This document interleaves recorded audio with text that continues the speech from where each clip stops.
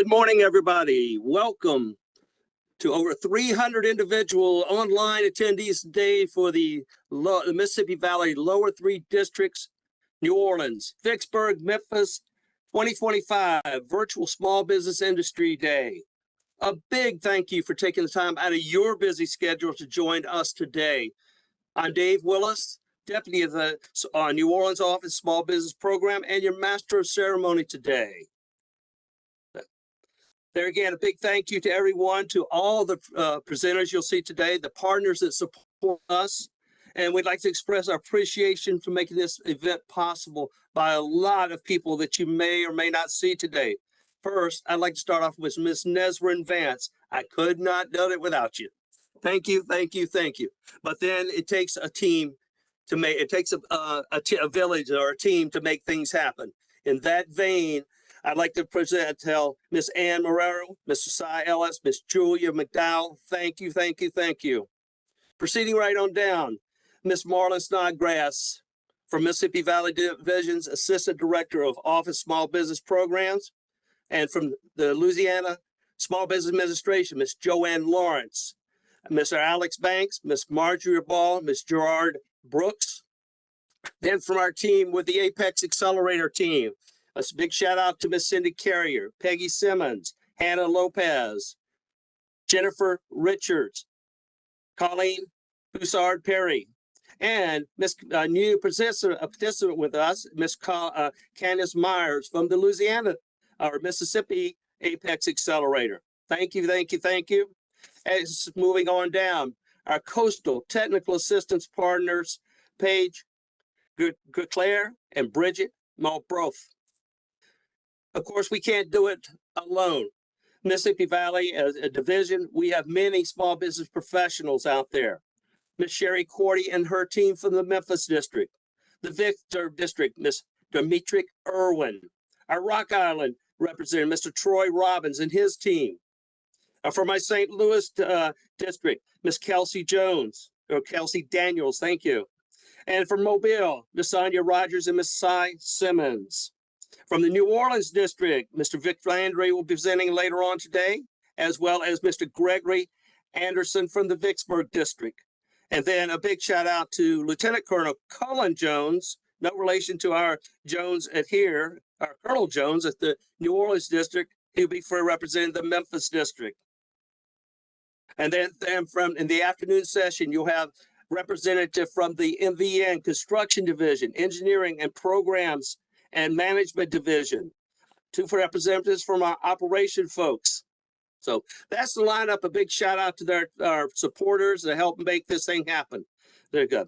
A kindly reminder, if you would keep your presenters, when you present, turn your camera on at that point. Everybody would love to see you. First of all, I'd like to make an apology for switching it at last minute, but I have no control over that. I'd love to do an event at the UNO like we had originally planned. But the purpose of today's event is to promote small business initiatives, growth, and strengthen relationships overall to increase small business competitiveness, participation, and delivering of the district's increasing mission and requirements. I'm highly confident today the event will provide everyone with tons of information to give you insight into the three districts, New Orleans, Vicksburg, Memphis's business opportunities, as well as the mission they have, if you would. While speaking from the New Orleans District only, our mission continues to grow, as Colonel Jones will, in a few minutes, will probably elaborate on. New Orleans is a very small business-friendly district, one of the smallest geographically operating in southern Louisiana. However, coastal Louisiana is critical to both our region and nation, and our budget is one of the largest in the Corps of Engineers. Why do I always say the New Orleans District is small business friendly? Well, because in 2024, which ended September 30th, roughly 50% of all the dollars we obligated went to small business. That ended up being approximately $362 million. And of that, how much did you seek out to an award were awarded to you? Or did you compete for, is the question. Because many of our projects are obligations ranging from operation, maintenance, and improving structures, facilities, building flood risk management features, maintaining safe and reliable navigation, undertaking coastal protection and ecosystem restoration, and managing recreation areas. Each district represented today has its own goals and mission. I highly encourage everyone in the afternoon session to seek out those districts or opportunities for you. Some quick housekeeping notes. Attendees, please mute your mics and turn off your camera. We need to save a little bandwidth. And if you have a question, please put it in the chat so we can get back to you or answer the question later on. The morning session will run until about noon, hopefully, and the afternoon session will start from 1 to 3. And there will be no closing remarks at all at that point. So at that time, you're finished in your breakout rooms, you are free to go. Okay, a question I have for everyone. There was an old TV show hosted by Ed Sullivan. I hope you remember. Take a minute to think. Was that something you remember? He always started off with a great introduction. We have a really, really big show today for you. And I'd like to say that. In the spirit of that, I'd like to turn it over to Colonel Jones, our commanding officer at the New Orleans District. Colonel Jones, the mic is yours, sir. Dave, thank you so much. And also thank you to the entire team that has enabled us to come together virtually today with our small business industry partners to ultimately deliver national security for the nation. And why do I say that? I mean, the goal of today is to strengthen our relationships with our small business partners so that we can continue to deliver our critical projects at high quality, within schedule, within budget, safely. And as you heard from Dave, that is not possible without utilizing and leveraging our small business community to make those possible. Over 50% of our work goes to small businesses within South Louisiana, probably one of the most geostrategically important locations in the United States when you think about in regards to its location with the Mississippi River, the Gulf Intercoastal Waterway, our energy economy, naval construction, the list goes on and on and on. But we need you to be able to support that. So what I'm going to ask you today, all those teammates that you heard that are here online with you, to engage with them, understand what our needs are, see where your opportunities are, where you can partner with the Corps of Engineers to enable us to deliver not only within New Orleans District, within the other lower districts within the Mississippi Valley Division that are online here today with our teammates. I'm confident today you're going to find the time well spent for you and your business. I hope that you find an opportunity to partner with either us or the other districts within the Mississippi Valley Division so that we can continue to deliver this critical program for the nation. And on that note, I'd like to be able to turn it over and leave it to Ms. Marlan Snodgrass for remarks on small business in the lower Mississippi Valley Division, which includes New Orleans, Vicksburg, and Memphis District. So thanks again, Dave, for getting this together in short order. Excited for the discussions throughout the day and look forward to our new partners that will find opportunities to work alongside us. Thanks again. Thank you, the Colonel, for those inspiring words and appreciate the support he's provided for us. At this time, I'd like to turn over to Ms. Marlan Snodgrass, Mississippi Valley Division Assistant Director for Office of Small Business Program. Marlan, it's yours. Have a good day. Thank you. And thank you, Colonel Jones. And good morning and welcome to our lower 3 districts combined industry day. This is the first time that we've had a combined industry day where several of our districts, and we have 6, have gotten together to make a really good industry day. And so we're kind of proud that this is our first time doing this.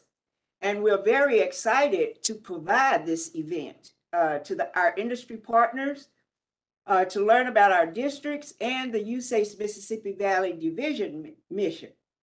We are excited and appreciative of your efforts to be with us virtually. We were able to transition from our original in-person event to this virtual event by the tireless efforts rendered from our skilled and dedicated New Orleans District staff, Vicksburg, and Memphis. They worked tirelessly behind the scenes to make this happen. I want to thank them with a big round of applause because they did a great job. This event was important enough to us that we were determined to make it happen. Why? Because we value our opportunity to connect with you, build relationships with you, and to put partnering into actions. Good open communication is critical to any partnership, and we hope today enables you to form relationships and understand the opportunities that we are projecting. We have a full agenda today. This morning, our team will provide you with presentations from our USACE partners and stakeholder organizations. Our partners and stakeholders have an interest in our mission, our decisions, and our outcomes. Why? Because we serve the regions by providing vital public engineering and construction services, energizing the local economies with our projects, and reducing the risk from disasters. This afternoon, you will meet and engage with district small business professionals, federal and state agencies, district subject matter experts from construction, contracting, and engineering. We would like for you to use these opportunities to build the relationships, and we want to allow you time to ask specific questions to members of the district and the staff and others as you navigate the various rooms for engagement, and also join in the chat. We have 14 breakout sessions for you to choose from. I recognize that this is a lot for one day. With that in mind, we will also provide you with the most up-to-date picture of our future work. I hope through the presentations this morning, the various networking opportunities, and breakout sessions this afternoon will make it easier for each of you to understand how valued you are as our partners. I wanted to say that on the slide that we would like for you to identify the stakeholders that we have here in our virtual rooms today. We would like for you to build trust with us. We encourage your participation, and we would like for you to give us feedback. I also know that there are many questions pertaining to the new administration and how or if it will affect our small business program. The U.S. Army Corps of Engineers will not speculate or get ahead of plans and policies of the present administration and the next Congress. If there is one word that best defines government contracting today, it probably would be uncertainty. But what is important for you to know is that any changes for 2025 does not diminish our commitment to serving small and large businesses as part of our mission. Instead, it reflects our proactive approach to adapting and evolving in ways that will maximize our impact on our industrial base. We realize that the future of small business contracting and strategies for staying competitive. We will help small businesses navigate today's contracting environment to be able to position themselves for success despite the challenges ahead. We're also redirecting our efforts toward innovative engagement opportunities, and we are reaffirming our mission to provide maximum opportunities to our industry base for success and for them to succeed. Our goal is to nurture the growth of our small business program and foster meaningful connections between our subject matter experts and firms interested in doing business with us, not just doing events, but consistently every day. We work hard to keep our forecasts as accurate as possible, and we acknowledge how important it is for all of you to see what is coming so you can be able to prepare. By the way, we have a historic mission to deliver this fiscal year.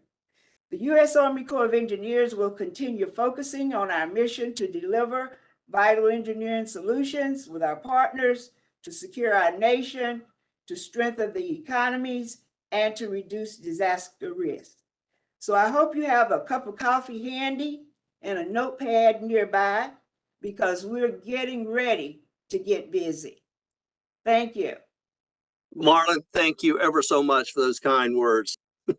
But moving on with the show to Miss Cindy Carrier of the APEX Accelerator Group. Cindy, are you there? I am. Can everybody hear me? Welcome, ma'am. Floor is yours.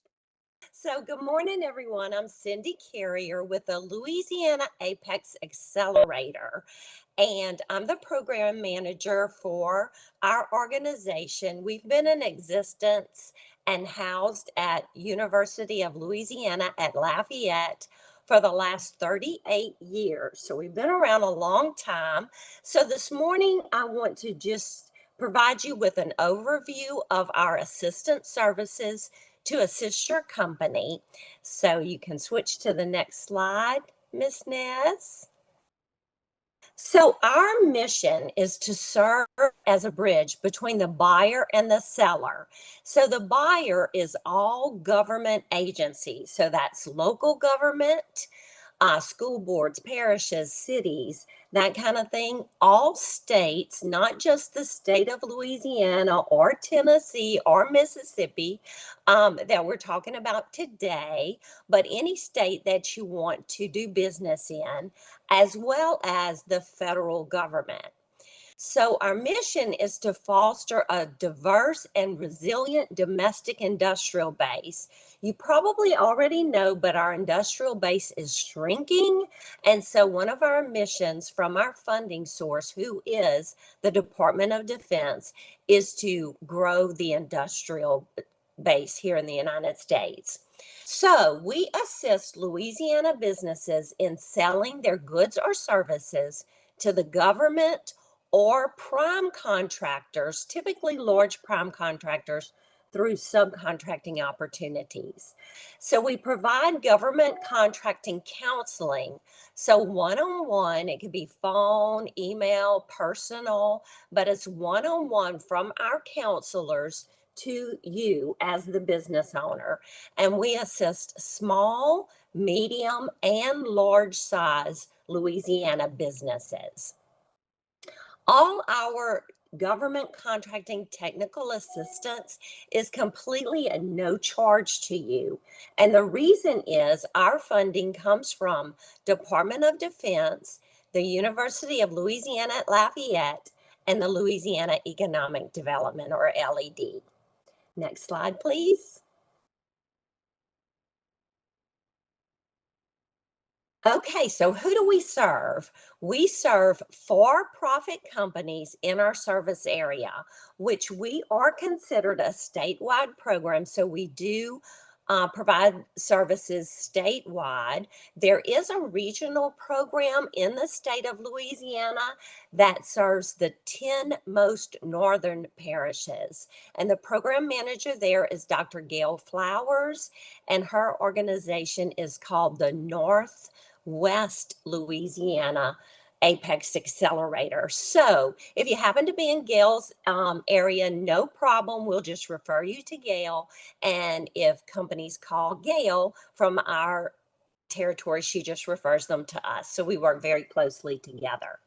So we serve government and industry buying agencies. So large prime contractors looking for good quality subcontractors and all government agencies.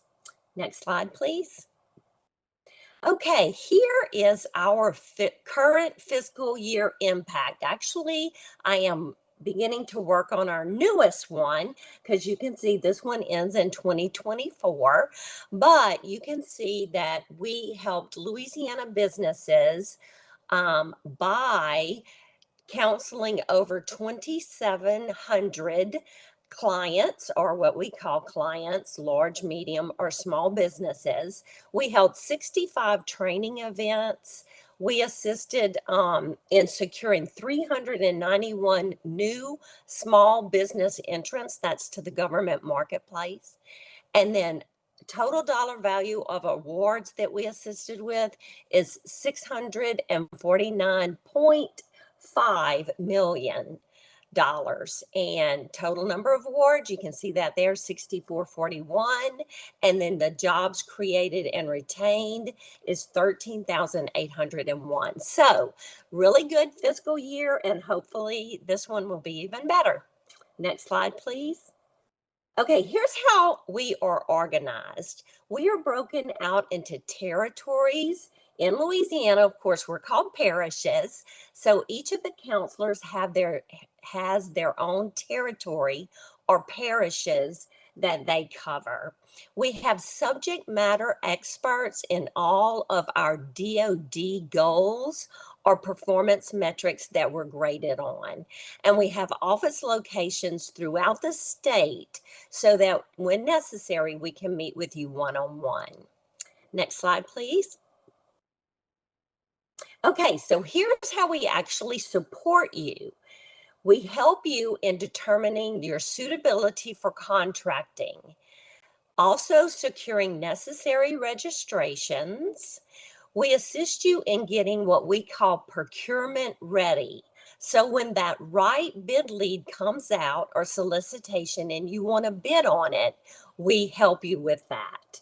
When you want to pursue certifications for set-asides, we will help you with the application process. We assist with marketing, researching procurement histories, lots of networking, guiding you with your proposal preparation, assisting you in actually looking at the solicitation and making sure that you have crossed all your T's and dotted all your I's.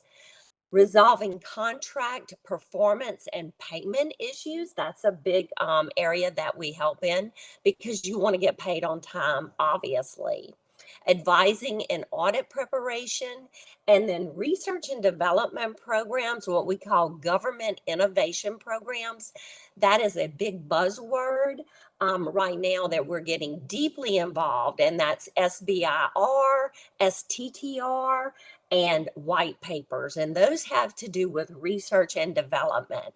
So if your company is interested in any type of research and development, please give us a call or shoot us an email. Next slide, please. Okay, here's some of the registrations that we take a deep dive in helping your business with. Of course, the system for awards management. You cannot receive a federal government contract or grant or cooperative agreement unless your SAM registration is complete. And then within SAM, there's the dynamic small business search. This is a supplemental page to SAM, and we assist you with making sure that your DSBS looks really good and you put your best foot forward for government contracting opportunities. And then within the state of Louisiana, we assist with a mandatory registration, which is LaGov. Next slide, please. Okay, here's the certifications that we help with here at Louisiana APEX. So if you are interested in pursuing the SBA 8A or Hub Zone or Service Disabled Veteran-owned certifications, or woman-owned small business, or economically disadvantaged woman-owned small business, or through the state, the DOTD, through the DBE and the LED certifications, we get involved in all of those. Again, that's part of making sure that your ducks are in a row and you have taken care of all your beneficial certifications.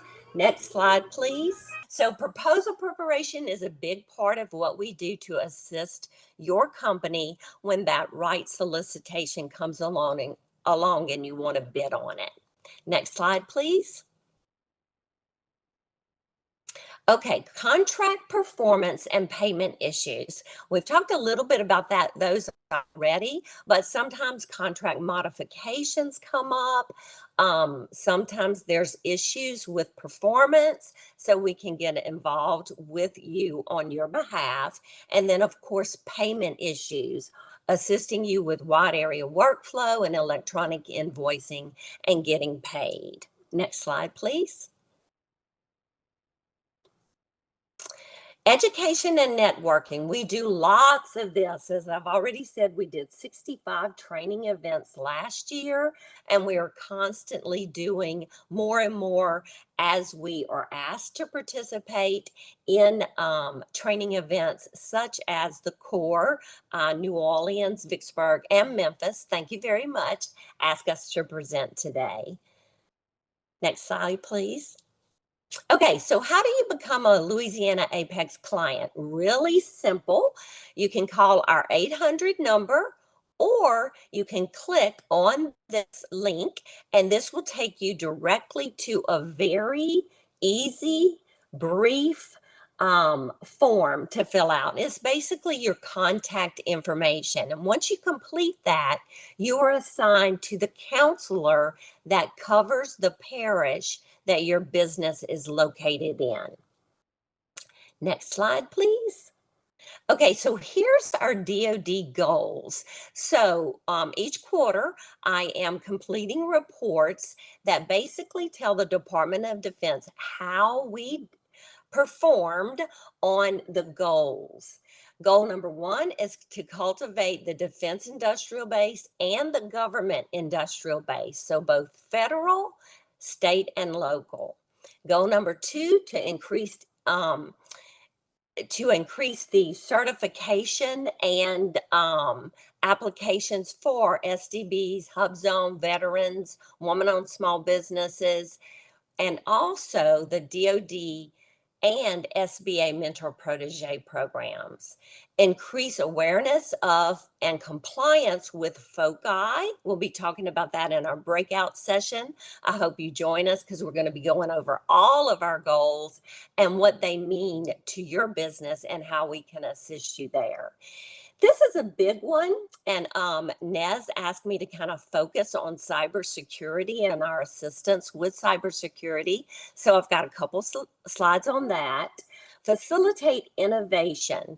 If you're interested in any type of research and development, we get involved with those solicitations and the mandatory registrations for them.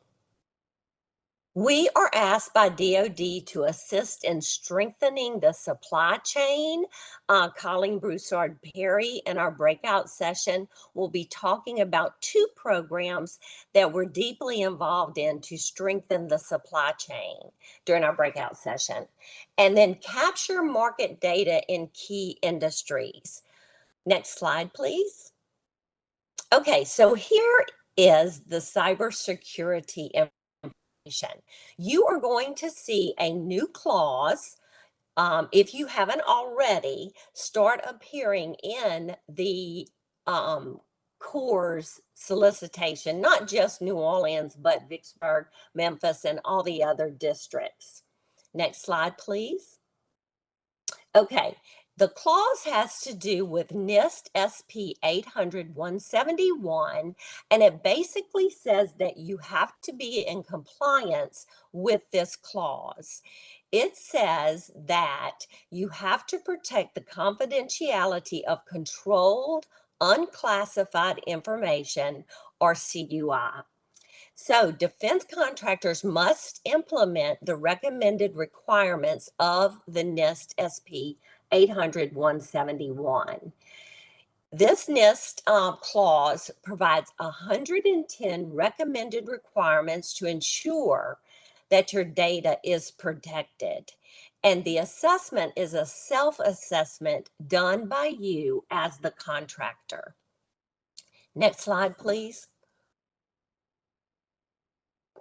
Okay, here's the step-by-step guide. And I think all these PowerPoints will be provided to you as attendees, but we've provided a step-by-step guide for complying with the cybersecurity clause. Now, what happens here, you'll see, you assess where you stand in implementing the NIST 110 security requirements. Then you complete your basic assessment, and then you upload the resulting score in Supplier Performance Risk System, or SPERS. Next slide, please. That's a tongue twister. Thus far, we ran a little report yesterday to see how we were tracking with assisting companies with uploading their SPURS score. And to date, we have assisted 10 clients. So we're ready to assist you. Just give us a call at the 800 number if you need assistance with your cybersecurity compliance and the clause in your solicitations. Now, here's the CMMC model for certification purposes, and we've broken out how many requirements. You can see level 1, there's 15, level 2, there's 110, and level 3, there's 134. So we're deeply involved in these as well. Most of our Louisiana-based businesses will be level 1 certified. But we do have companies that are already, as of yesterday, we have some companies that have received their level 2 certification. Now, level 3, we do have clients that are going to have to be level 3 certified, but those clients are pretty much telling us already, like Textron, we're going to be sending you, Louisiana APEX, our subcontractors so that they can get their cybersecurity certifications taken care of at the level 1 or level 2 requirement that they're going to need. So, okay, so next slide, please. Okay, so here's CMC 2.0. Now, this will happen, or did happen, December 16th of 2024. But you'll see that 32 CFR Part 170 allows defense contractors to begin pursuing the CMMC certification. Once the final title is out, the CMMC certification will be a requirement for contract awards. So it's important to start pursuing it now so that you'll have those certifications in place when you absolutely need them, or you will not be awarded a defense contract. So we stand ready to help you with it. So just give us a buzz and we will start that ball rolling. Next slide, please. All right, so that's it for me. I appreciate again you're taking the time out and joining us today. Here's my contact information and how you can get in contact with us and allow us to assist you with all your government contracting pursuits. So Nez, do I have any questions that you would like me to answer at this time? I think we'll keep the questions to breakout sessions, Miss Cindy. We Okay, appreciate your good. presentation and supporting this event today. Thank you so much. And Okay. it looks like Miss Joanne Lawrence is with us. So if she's ready, I will switch our presenters. Thank you. Thank you, ma'am. Morning, everyone. Good morning, And I Miss Jo. apologize. I apologize for the mix-up with the timing. I thought I was speaking at 10, but I just finished my speech for our 101 Women in Business conference. So I'm going to share my screen and share with you some updates from SBA. So I need to go back to the beginning. Okay, so what I want to share with everyone this morning are some updates, particularly in light of some of the executive orders that have been issued. So as it relates to the Small Business Administration and specifically to our 8A and our Woman-Owned Small Business programs, both of these programs are statutorily authorized. And what that means is that because there are laws laws in place. It just can't be wiped away with a pen. With the 8A program, because of a recent decision, the 8A program is now race and gender neutral. So what that means is that any small business, any individual who can demonstrate that they have personally suffered bias or prejudice that has adversely affected them and their advancement in the free enterprise system in the United States can apply for the Section 8A program. All applicants are required to submit a statement of social disadvantage, regardless of whether or not, they fall within a certain group. So the program is race and gender neutral. With the 8A, with the Woman on Small Business program, it is based upon sex and not identified gender. So as I mentioned in summary, the 8A program is not based upon race. It's race neutral.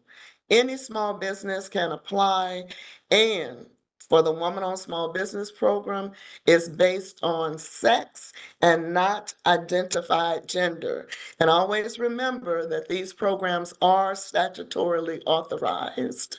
So we can continue, and we will continue to ensure that all small businesses that are owned and controlled by individuals who can demonstrate personal, social, and economic disadvantage are admitted to the program. Simply, that means that we are continuing to accept applications for the Section 8A program and for the Woman on Small Business program, and we are, in fact, certifying businesses for each of those programs.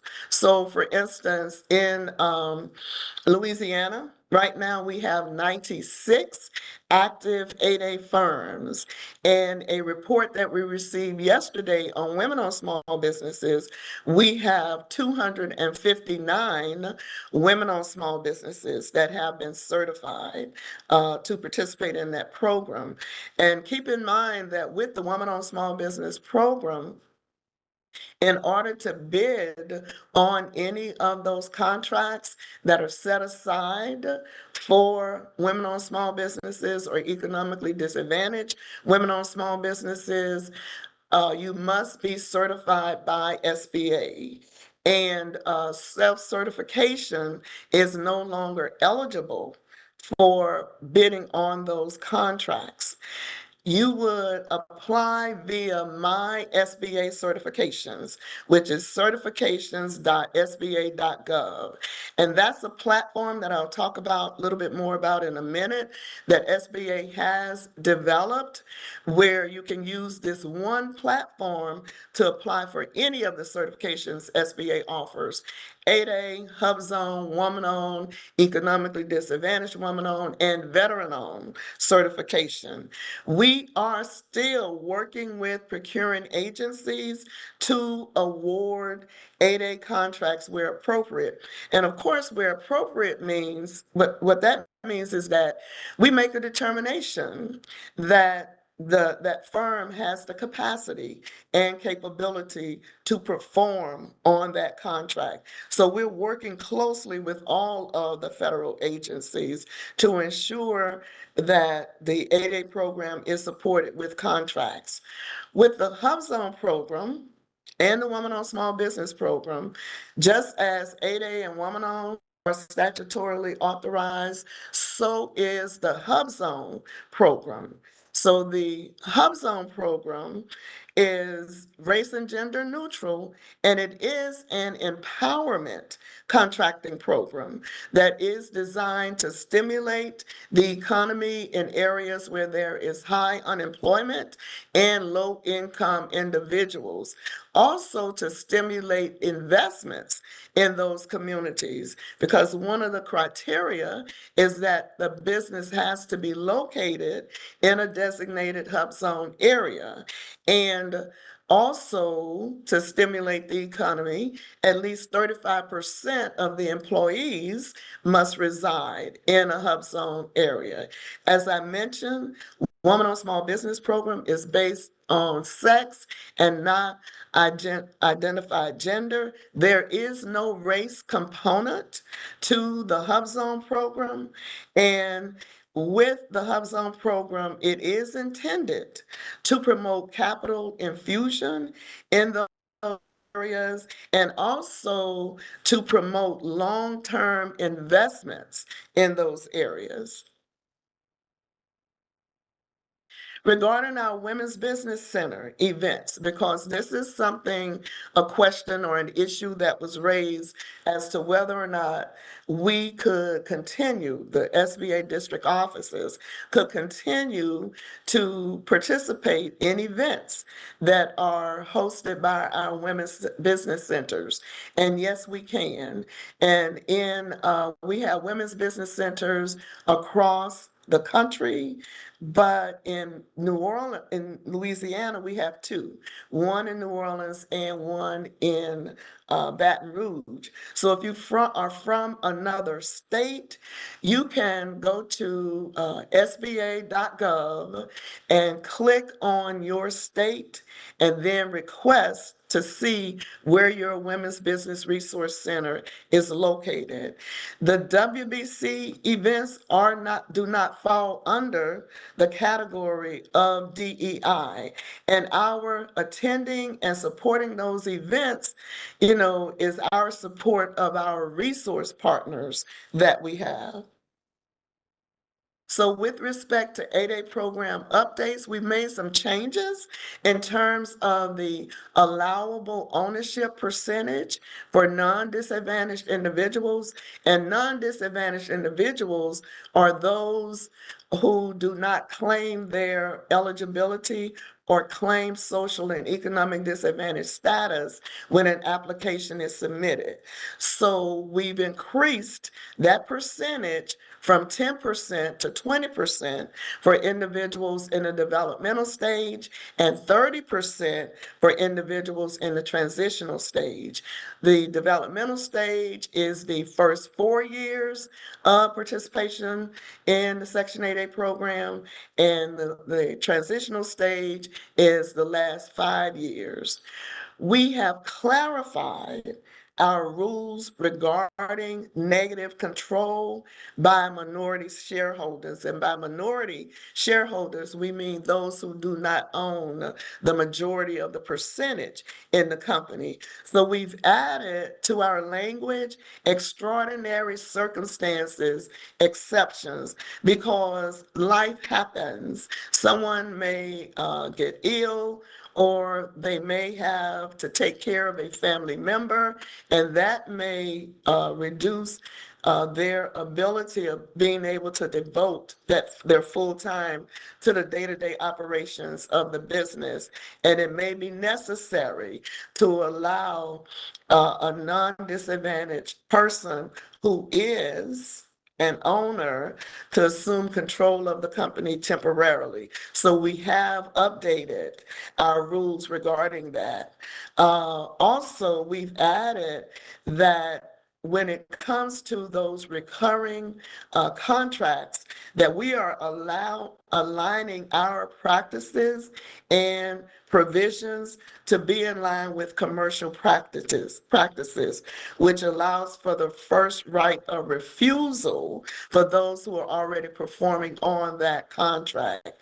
And we have removed the state community property laws from consideration of ownership. So what that means is if your ownership in the company is a part of the community, then your spouse owns 50% of that. So what we've done is actually removed that consideration when we're looking at whether or not you own the majority ownership in the company. We have eliminated the requirement for professional licenses. So we know that for architect and engineering firms, that we were requiring the professional license of that registered architect or engineer. So we've removed that requirement. We've also relaxed our revenue requirements for application in the program. Previously, prior to January 16th, 2025, you had to demonstrate revenue in your primary industry classification as evidenced by revenues on your income tax returns. So what does that mean? We would look at your income tax returns, see what NAICS code you have listed on there, and then look at whether or not you had earned revenues in under that NAICS code. Now we've relaxed that requirement to just require you as an applicant to show that you have had operating revenues regardless of the industry in which they were earned. So it doesn't have to be your primary industry. We've modified our good character requirements. So we're focusing on suspension, debarment, and otherwise being ineligible to bid on federal contracts. So whereas previously we were looking at other factors regarding character, now we are going to focus on basically whether or not you're eligible to get a contract from the federal government. Because if you are debarred or suspended or have been determined otherwise ineligible to receive a contract from the federal government, we would not be able to certify you.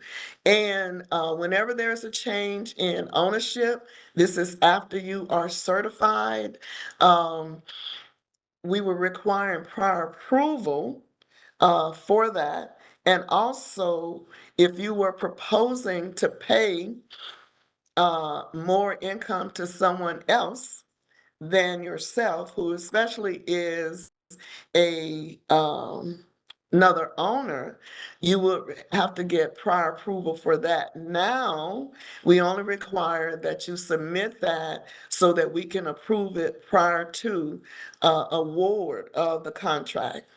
Now, we recognize that it was a burden, a financial burden, to provide audited financial statements and reviewed financial statements. So what we have done is amended those thresholds. So now audited financial statements are required when your sales are 20 million or above, and reviewed financial statements are required when your sales are 7.5 million or above. Prior to that, versus 7.5 million, it was 2 million, versus 20 million, it was 10 million. So we're trusting that this will be a benefit to those firms who are participating.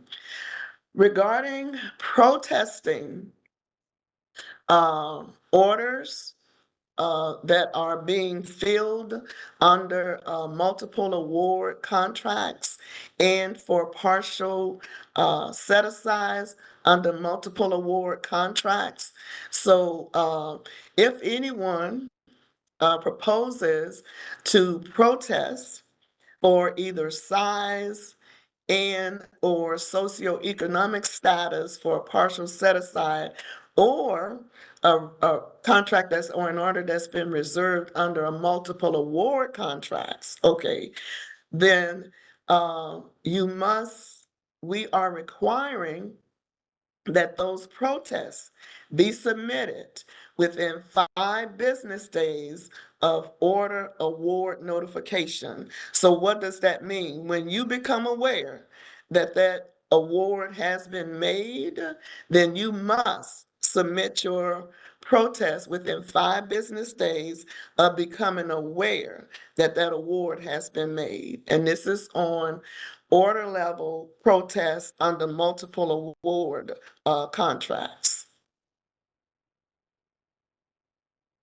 So regarding a final rule on the 8A program, we have that rule out there that once 8A always 8A.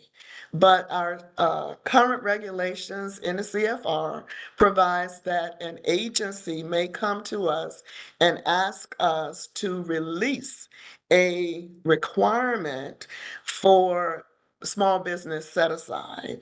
And we've been known to do that, to release that requirement, especially if we don't have a sufficient number of firms in the program to perform on that requirement.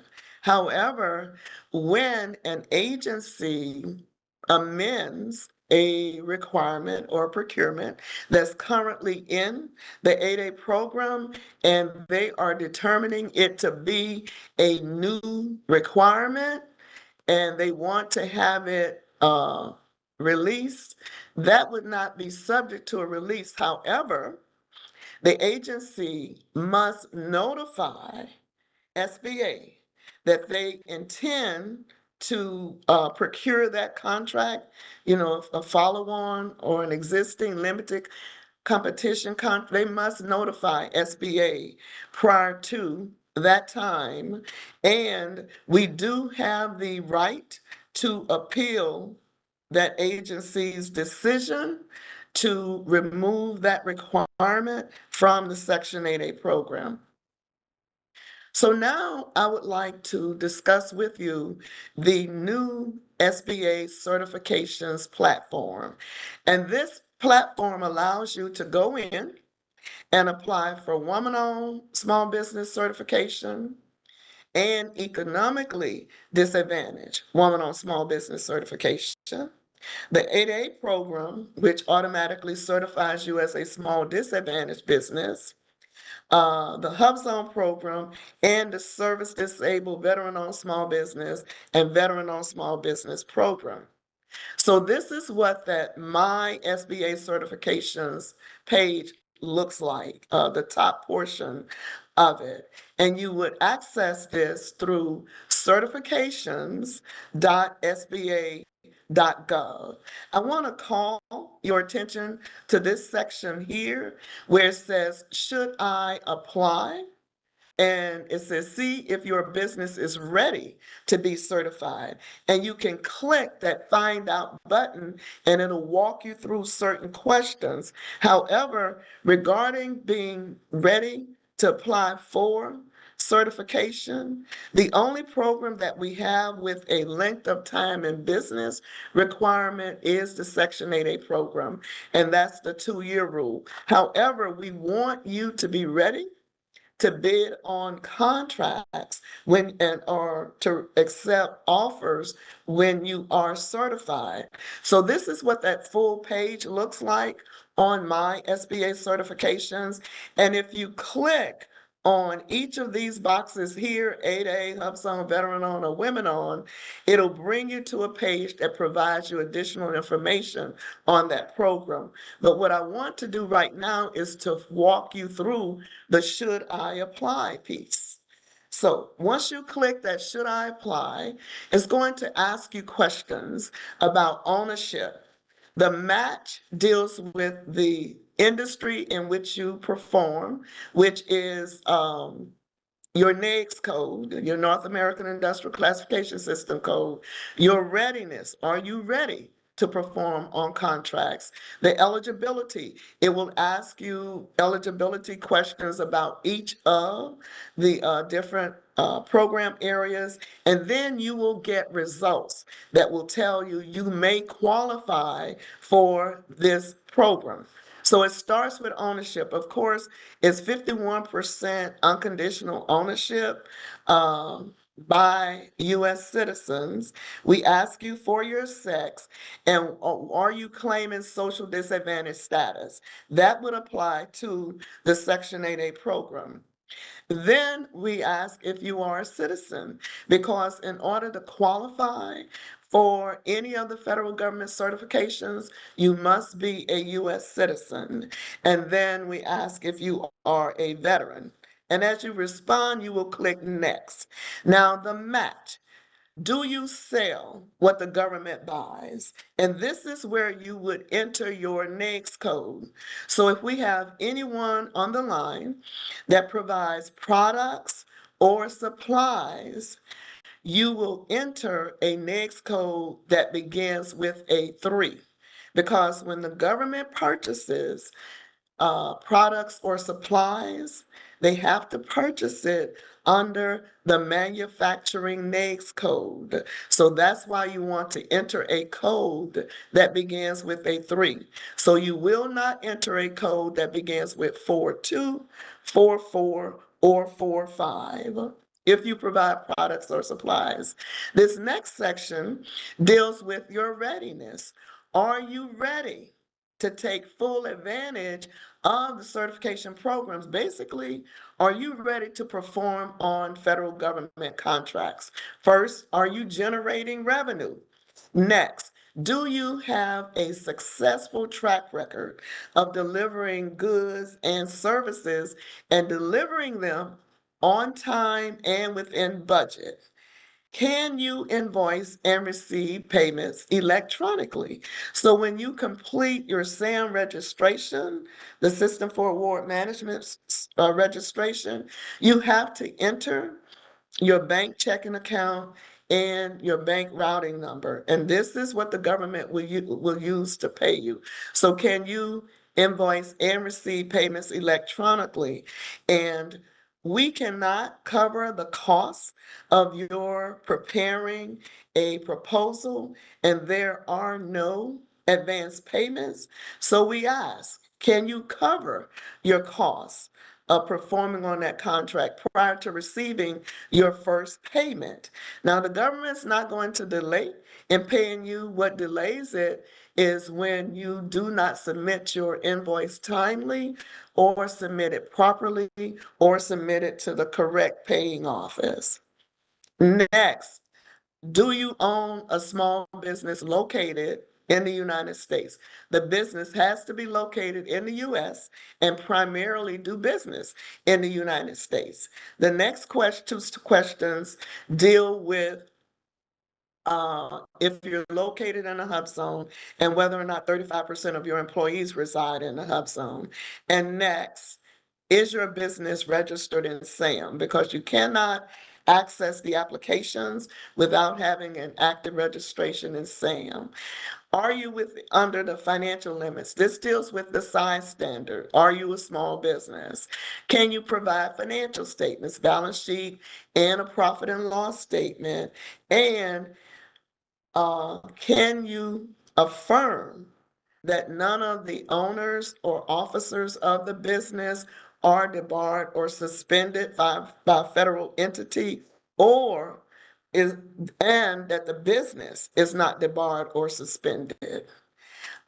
If you registered or signed in when you access my SBA certifications, you would get a code to enter. However, if you did not sign in on the next screen where you get your results, then you'll be able to go on and sign in to my SBA certifications. But for purposes of this sample, based upon the responses, it would let you know which of the programs for which you would be eligible.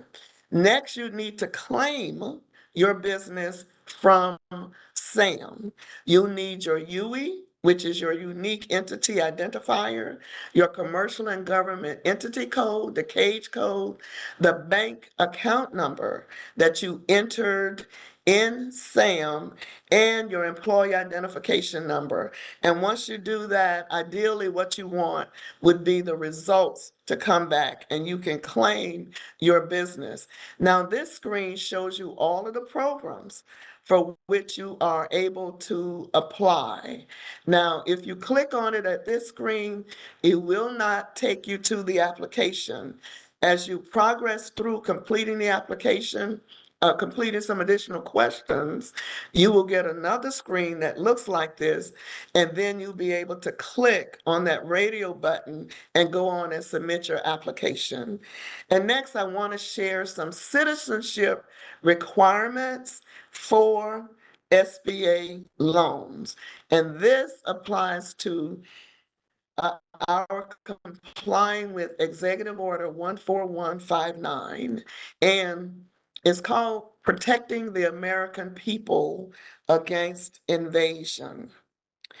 And it deals with the citizenship requirements for our 7A and 504 loan programs. And we're directed to identify and stop the provision of any public benefits, basically the loans, to any illegal alien that is not authorized to receive loans under the provisions of the Immigration and Naturalization National Act, okay? So what that means is that no business can have ownership by an illegal alien. And to confirm this, the business and the lender would be required to submit a document that certifies who the beneficial owners, and they must include both entities and individual owners that have direct or indirect ownership.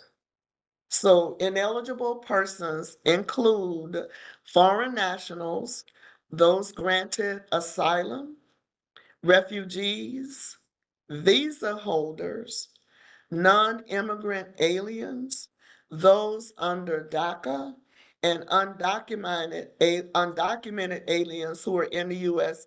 illegally. So for the borrowers, as I mentioned, you'll be able to certify that none of the owners in the business are ineligible persons, and the lenders are required to include that certification in the application, and they must collect all applicable alien registration numbers. So with the business requirements, it must be located in the United States and primarily doing business in the United States or one of its territories or possessions. They must pay taxes to the U.S., purchase only American-made equipment and products with the proceeds of the SBA loan as much as is practicable. If the business operates internationally, none of the funds can be used for that international operation. They must be used exclusively for the benefit of the US-based borrower. And if you're involved in international trade, you're subject to the US trade restrictions. So this is a summary of the financial assistance programs that we provide. We do provide guarantee loans, and I'd like to add something to that beneficial ownership and that citizenship requirement, and this is something that was shared with us in a recent training session.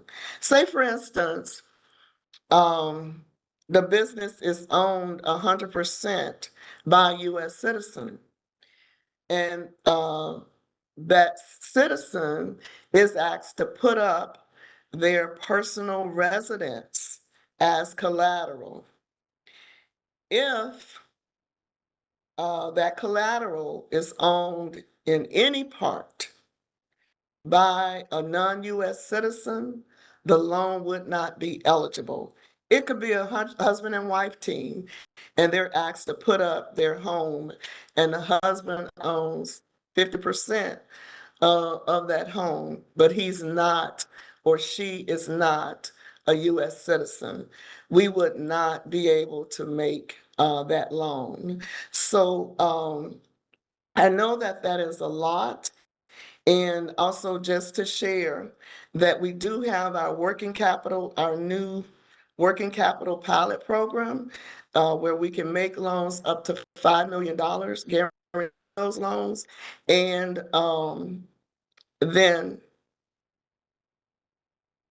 that would allow you to be able to get asset-based financing as well as, I lost the screen. Are you all able to see it? I lost it. We just lost it, Miss Joe. We were able to see it a minute ago. Okay, but they'll get the they will get the presentation. There are more slides on there, but I think I went over my time, so that's why I stopped. But we do have a breakout session.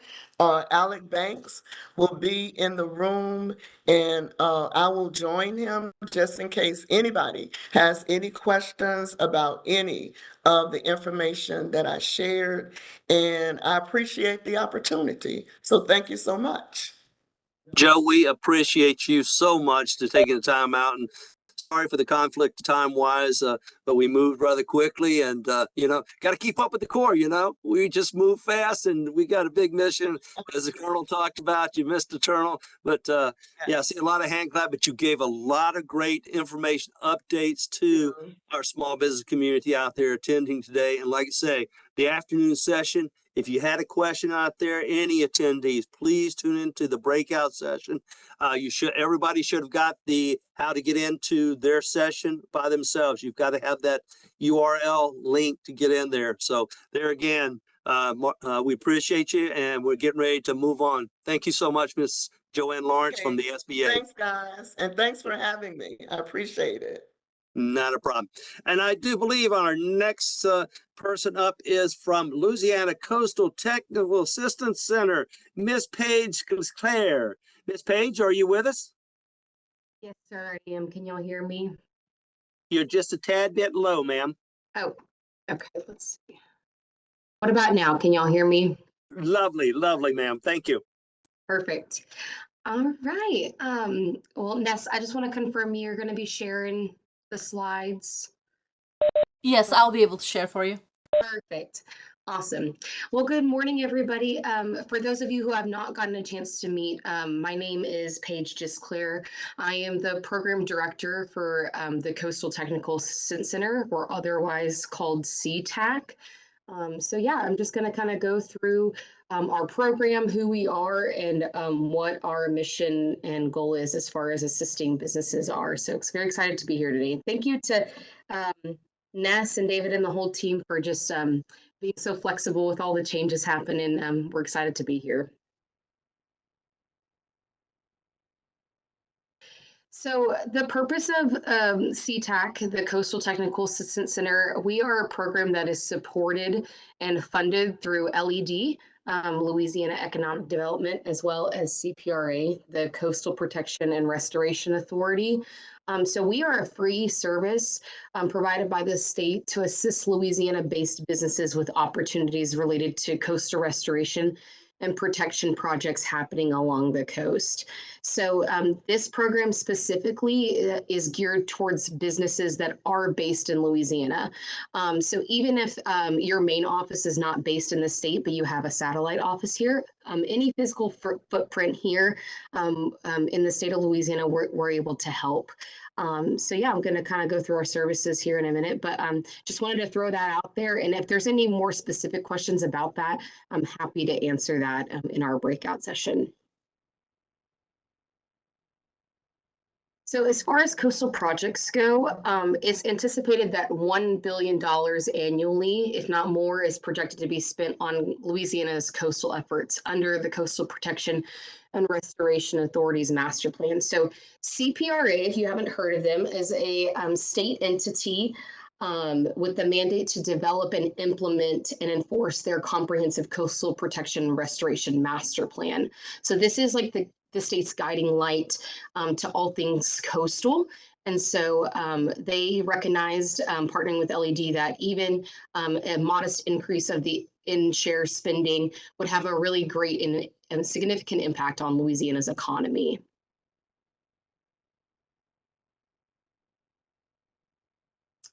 So CTAC, we are a resource center. We are located in Thibodaux, Louisiana, on Nichols State University's campus. However, we are a statewide program, so we have clients that are all over the state, and our services are offered virtually. So regardless of where you're located in Louisiana, we are happy to help get you signed up. And again, our services are free. You heard a little bit earlier from Ms. Cynthia, Louisiana APEX Accelerators, that their service is also free. They are what we like to call our sister organizations. So anytime a client is signing up with us, they're also signing up with APEX, and they help with all things procurement there. So as far as the phases of our services, so we first were established as a resource center. So that is the baseline of who we are and what we do. We push out a lot of different resources for businesses who want to get involved in the coastal space, or maybe already are in the coastal space and just want to have a centralized place where they can access that information. Additionally, our business services, like I said, go along with our friends over at APEX, along with a lot of other partners, to ensure that these businesses, whether you're new to the industry or established, are procurement ready and able to bid on coastal restoration projects that are out for bid.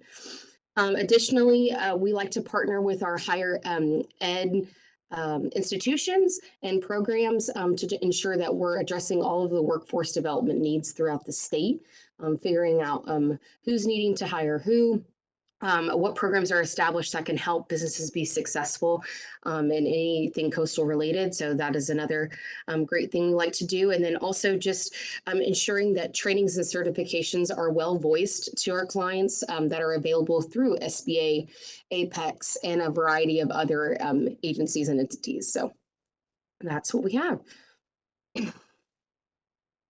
So here you're going to see a screenshot on our website. This is a place where we house all projects that are out for bid specific to coastal restoration on the federal, state, and local level. So here you're going to find various different agencies that are posting different projects out for bid. And we group them into two different categories. They're either going to be construction projects, or they're going to be professional service projects. So any RFPs or RFQs that are out for bid. So you'll see here in this first column, it says agency. It's broken down there. And then the bid due and type, what kind of project is, when it's due, and that date, as well as the name of the project. And then you're able to click on where it says view.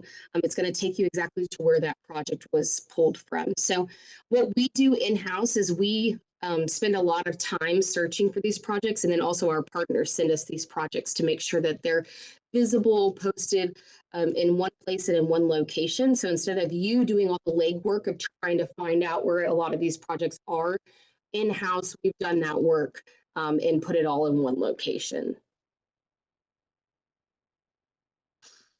Additionally, we post events that are happening around the state, whether that is volunteer opportunities from different coastal organizations, events such as different conferences like today's event, different trainings to ensure that you're procurement ready.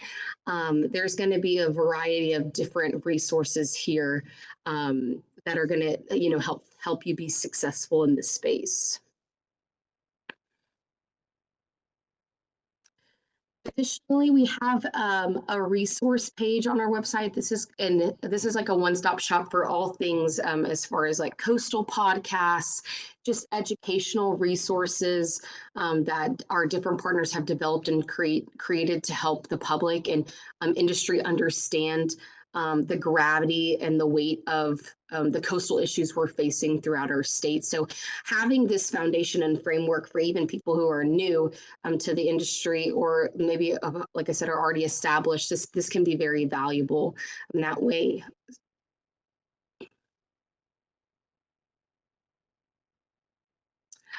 Here, I just wanted to plug this in. So this is something that goes out to our clients every month, but it's our monthly newsletter. So here, we send it out at the beginning of the month, but you're going to see different news of stuff happening throughout the state from various partners and agencies, as well as what's happening here at CTAC. We also post in here just highlighting some of the events and trainings and stuff that are happening that could be valuable for your business to sign up for or learn more about. We also just in this newsletter push out any important information and resources that would be useful to clients. So like to have it all here in one location. But yeah, we push that out once a month. On top of this newsletter, though, we for clients, we also send out like certain blasts based off of what kind of company you are, for like immediate needs, whether that's disaster like response, or if a specific prime contractor is looking for a subcontractor, we'll send out something similar in this format as a blast out to those, specific kind of clients. So just wanted to throw that out there as well. So again, just a little recap of an overview of our services. So what we do is we can provide assistance and various resources along with networking opportunities. I'll pause on this for a second. So if you see this picture here on the right, this is a picture of our business networking and matchmaking event. This is like a prime example of an event we put on along with some other great partners like APEX and then CPRA to push out just information about like great things happening from our agencies throughout the state. So this is an event that's actually, we're in the process of putting on again this year. It's going to be May 12th, and that's Coastal Day. So the business networking and matchmaking event, there's two components to it. So there's open networking. So in this picture you see downstairs, a lot of people are tabling and just spreading information about what they do. And then upstairs, we have prime contractors who host speed dating opportunities for subcontractors who are looking to get connected with those larger primes. So if your company is interested in participating, registration for this event is going to open up soon. So we will, if you're signed up to be a client with us, we'll be pushing out that information directly to you. And like I said, we'll be happy to answer more specific questions about that event in our breakout. But yeah, like this is an example of an event where we're providing connections and those networking opportunities. And additionally, we're providing training, whether that's partnering with another agency or whether that's doing something in-house. But ultimately, we just want to clarify what we can't do is guarantee that a coastal contract or award will be awarded. Like I said, we're just a resource center. We're not the ones directly putting out the projects or creating them in-house. We're just sharing those resources with you all.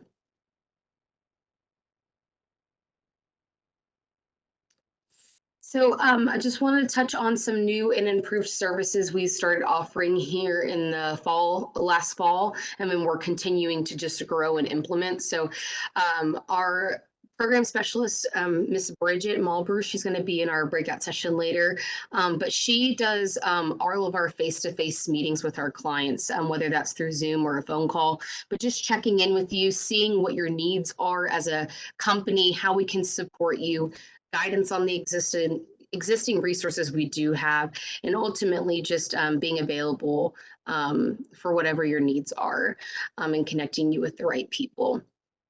Additionally, on our website, we've launched what's called our partners page.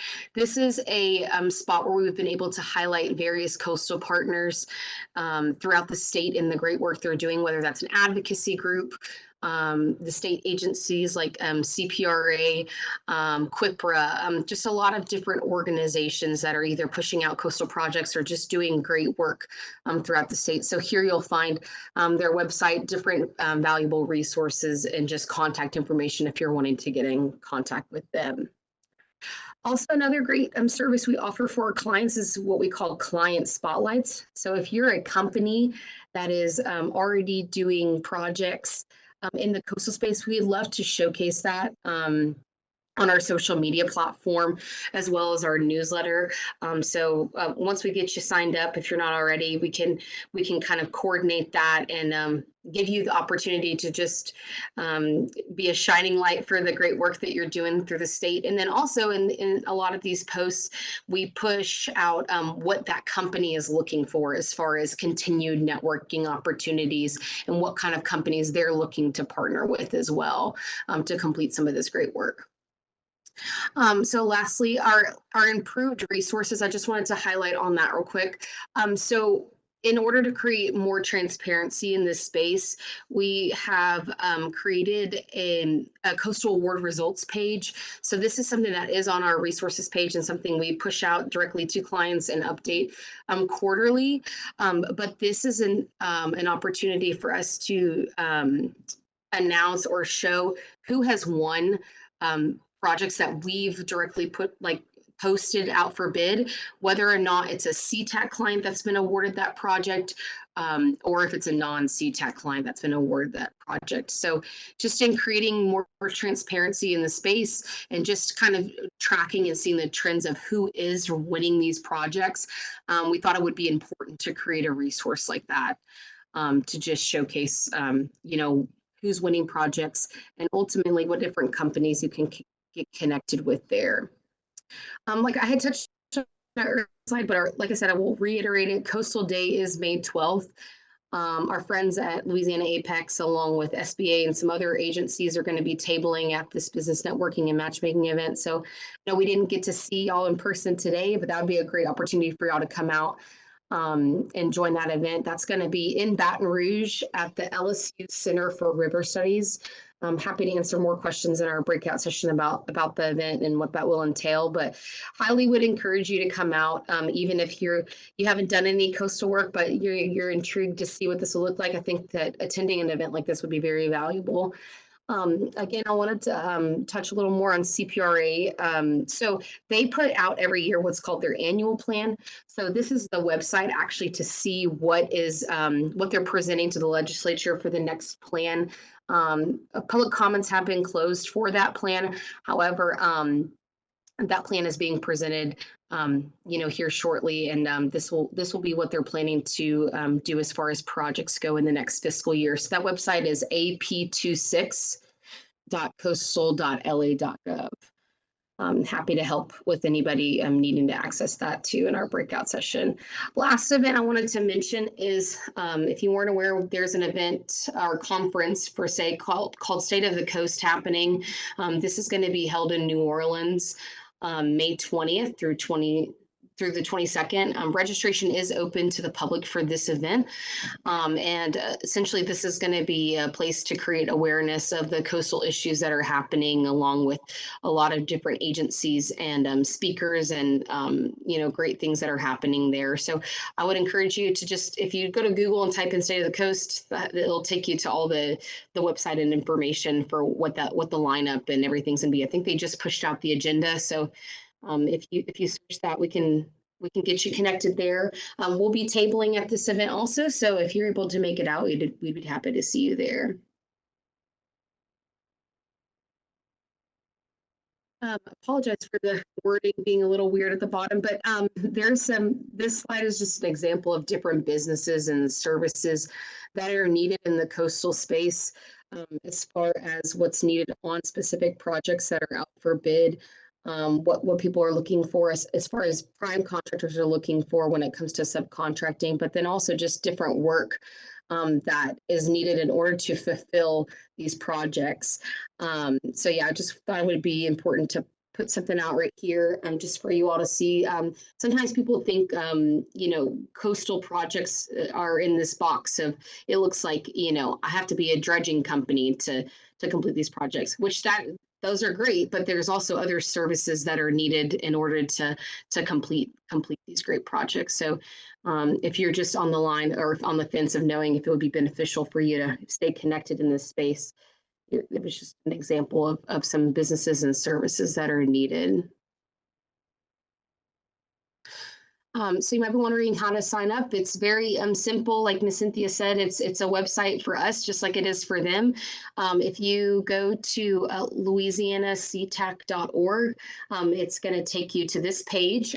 And at the top left-hand corner, you're going to see it where it says Become a Client. You just click there, and it's going to be a quick form for you to fill out. We're happy to assist or answer any questions about that form in our breakout session.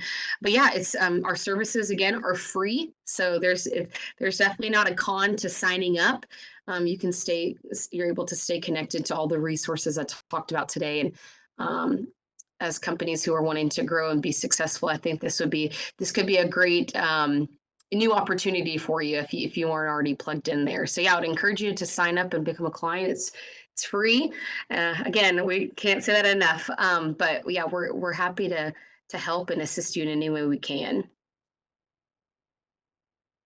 Just also wanted to highlight our statewide outreach. So we have reached over 3,000 people since the beginning of us offering services back in the summer of 2021. So we are definitely still in our toddler stage as far as the program goes, but we've also reached over 2,400 companies in that time span. So as you can see, that outreach is all spread out throughout the state. So happy to continue to do that and grow those numbers.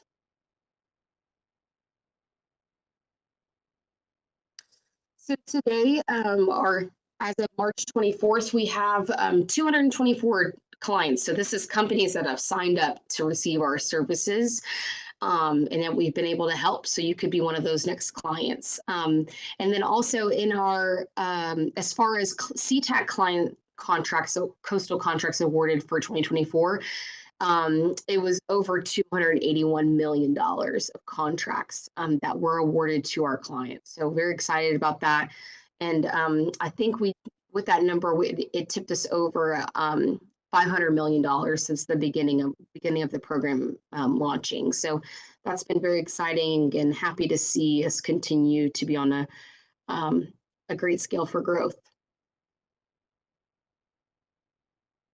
Just wanted to highlight some key partners here that make this great work happen. So LED, CPRA, Nichols State, SLIC, which is now been officially renamed to CoLab. They are the economic development organization that helps administer our program. Shout out to them. Obviously the core, APEX Accelerators, and then the Water Institute of the Gulf.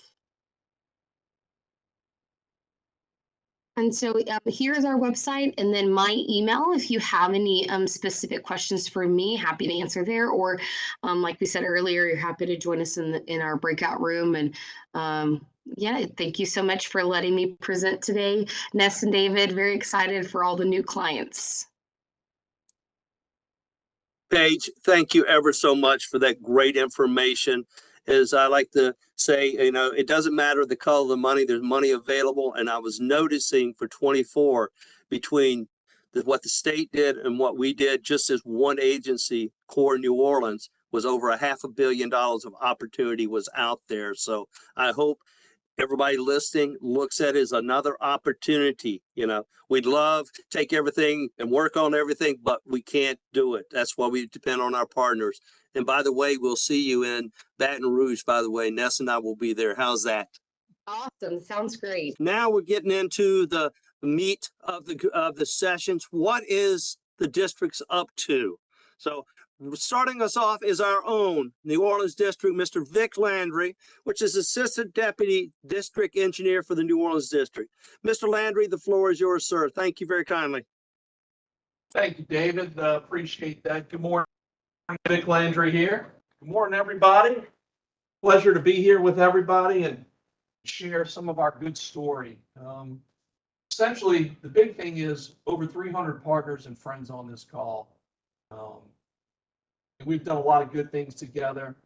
David and Ness, your congeniality and your passion is infectious, and it definitely makes us all want to do great things and build wonderful infrastructure projects for all of our residents and our constituents here in South Louisiana.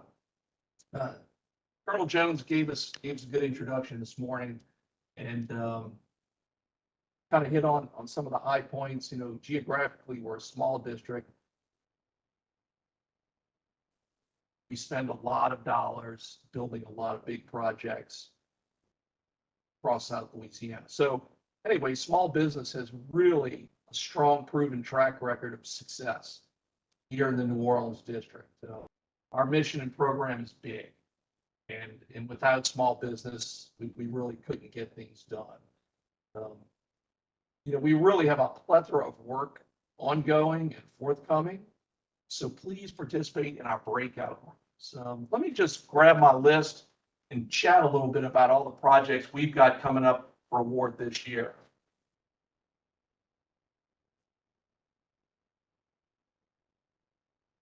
got a wide variety of projects. Everything's from levees, flood walls, pump stations, dredging. So we kind of run the whole gamut from flood risk mitigation to navigation to ecosystem restoration and all points in between. So I'm looking at my list, and just a few highlighted ones I want to bring up. In particular, the Comeet River Diversion Project. We have 4 big contracts to be awarded by fall of this year. The West Shore Lake Pontchartrain Project. We've got a major pump station and drainage structures associated with that. Calcasieu River and Pass, the dredge management plan. That's coming out. We've got the SELA Orleans Parish contracts. That's the Southeast Louisiana floodproofing projects across New Orleans. And they'll be doing utilities relocations at the Florida Avenue Canal. Of course, dredging is always big. And gosh, we do more dredging than anybody in the country. Hundreds of millions of dollars. Mississippi River outlets, Southwest Pass. We're going to be doing a lot of dredging in the Mississippi.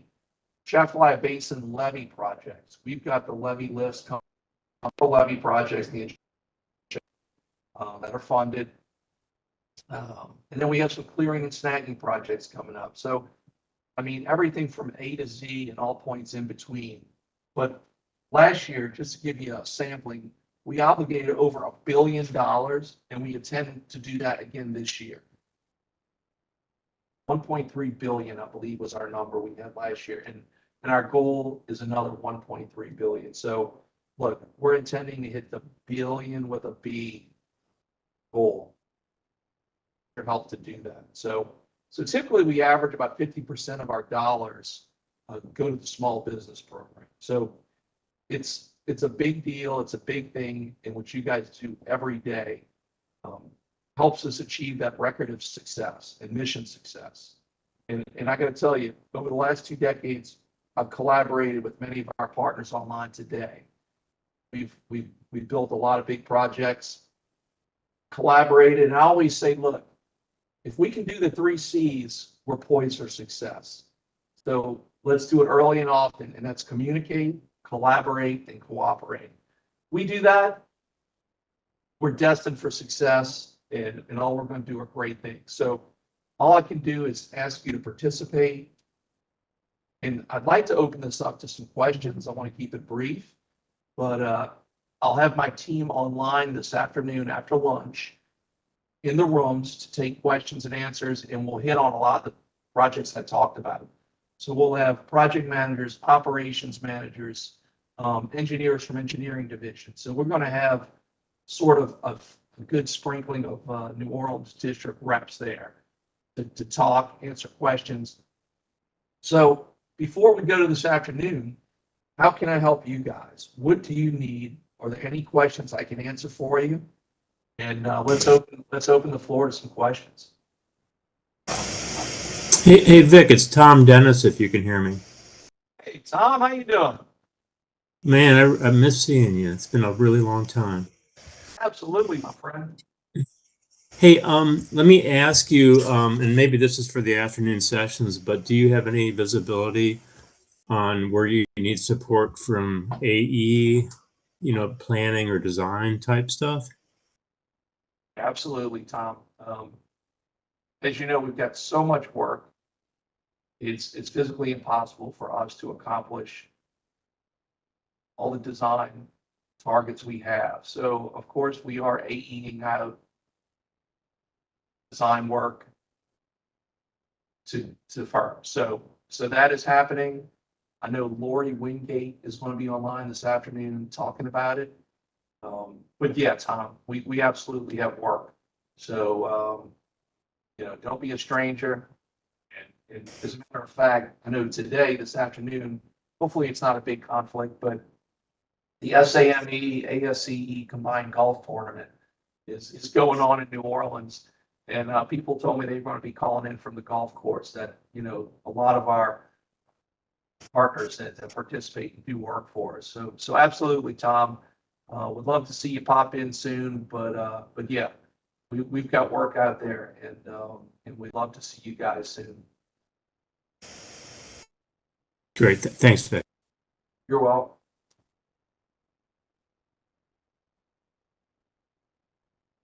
Anybody else?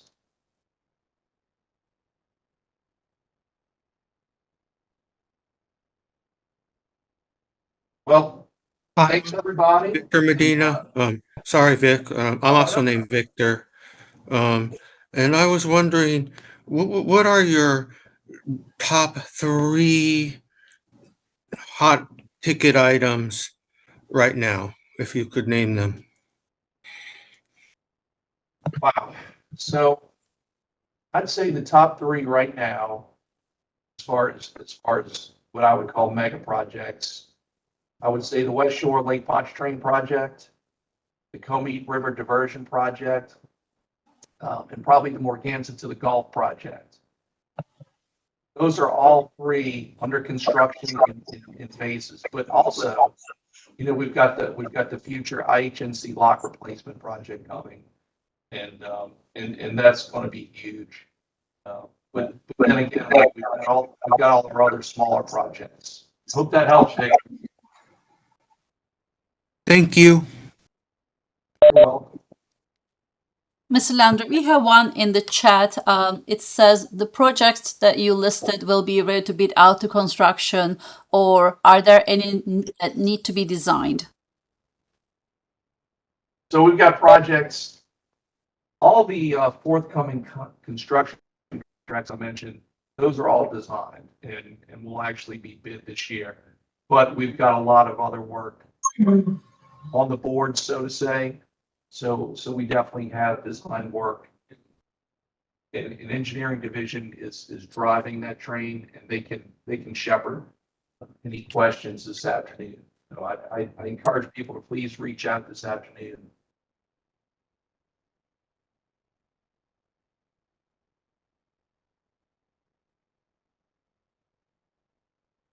Anybody else? I saw a hand up from a person named Sean Salisbury. Are you still on, sir? Evidently, he had a cup of coffee to catch. But anyway, Vic, thank you very much. And I will add something else in there. If the project is beyond your bonding capability, because these are construction projects Ms. Landry's talking about, always look for those subcontracting opportunities. Of course, everybody wants to be the prime, but a lot of times you pour the greatest concrete in the world, and whoever that Dave Willis construction company wins a bid, no relation at all, no pun. But if he wins that one, you want to make sure you're in contact with him as a possible sub as well. Best time to do it is before the award is made in the solicitation part when it first comes out. You want to go out to sam.gov and see who else be an interested party in those projects once they get advertised out there. And once it being an interested party, you go and find a firm that you would like to partner with. So subcontracting opportunities abound out there. As my buddy said, opportunity, opportunity, opportunity. Thank you, Troy. I appreciate that. And I see Mr. Stansberry has got his hands raised. Please come off and ask your question, sir. Yeah, Dave, thank you. Vic, I messaged you in the chat as well, but my big question here, where I work for a hydrographic survey company, we provide specialized services for like underwater utility locating. Obviously, there's a ton of work going on within our waterways. We do a lot of that work for private clients. So we have an extensive database of, underwater utility crossings, pipelines, things of that nature. Just wondering what's the best method to get some of that data into your guys' hands as you're, planning, as you're, actually getting into the construction work here, whether it be dredging, whether it be some of the actual marine construction diversion projects, things of that nature. Is it, through these subcontract maybe to someone owning, survey IDIQs, or, it's specialized work that we do. So just trying to understand what's the best method to get in front of you guys with, obviously the service that we provide, but also with the vast amount of data that we have that I think would be very beneficial to the Corps. Yes, Seth, we guys' talents and capabilities, because as you know, pipeline locations are critical. We have the Mississippi River deepening project right now, and we're going 50 feet, and that's causing a lot of pipeline relocations under the river. And in our 2,800 miles of navigable channels, federal channels, we're always coming up with concerns, especially with dredging, or pipeline removals and relocation. So, if you ever work with our regulatory division, Martin Meyer is the chief of regulatory, and Brad Garisco, those guys are wonderful points of contact in our reg department, but also in our operations division. Mike Stacks, our chief. I suggest reaching out to Mike. Ashley Wainwright, she's kind of our dredging subject matter expert. She'd be a great point of contact as well. And also our folks in engineering division. They typically issue a lot of these contracts, especially for pipeline type concerns. But yeah, any of those folks, great people. And if I can help, feel free to reach out to me as well. David's got a lot of my contact information, and I'm out there anytime if anybody wants to or come in and just sit around the table and have a cup of coffee. We have an open door policy, so we'd love to see you guys. I hate to cut this one short, but we have two more presenters before we do that favorite subject of Dave Willis's lunch. So I'm sorry. Maybe this afternoon, please tune in for the afternoon session as well. So we're going to move on. Vic, thank you ever so much for all that insight, and I hope it was beneficial. So we're going up to our next presenter, Mr. Gregory Anderson from the Vicksburg District. Sir, are you online? Yes, sir. My name is Greg Anderson here at the Vicksburg District. I'm a project manager. I have about 4 hours of information to kind of share with you guys. So I hope y'all can sit still long enough for me to kind of get through this presentation. But no, I'm just kidding. The one project I do want to talk about is the Mississippi Delta Headwaters project. I was trying to see if we can get the slide up now. Give me 1 second. Hey. Go We're ahead. on, sir. Sure. So like I was saying, the Delta Headwaters project. So we go to the next slide real quick. I'm sorry. So a little background information about the Delta Headwaters project. It was authorized in 1984. It's in the Yazoo Basin in North Mississippi. And the purpose of this project is to find solutions for widespread erosion and sedimentation problems. If you've been around for a while, you understand that this project at once was called DEC, the Demonstration Erosion Control Project, but it's changed now to Mississippi Delta Headwaters Project. Still the same thing, same goal. You can go to the next slide. So on this slide, like I said, we currently have 16 watersheds. Started out with 6 in 1985 and added 9 in 1988. There's been talk of maybe adding 7 potential watersheds, and these watersheds vary in size. With our small one, Town Creek, that's like a square mile, and also 600 square miles for our largest one was the Cold Water River watershed. So in the Delta, we have very erodible soil, probably the worst in the nation. So the whole thing about this project is trying to keep the sediment out of these creeks and kind of get into the Mississippi River, because I said the more sediment you get, the shallower these channels become, and you have more localized flooding, like you said, highly erosive soil with sedimentation issues.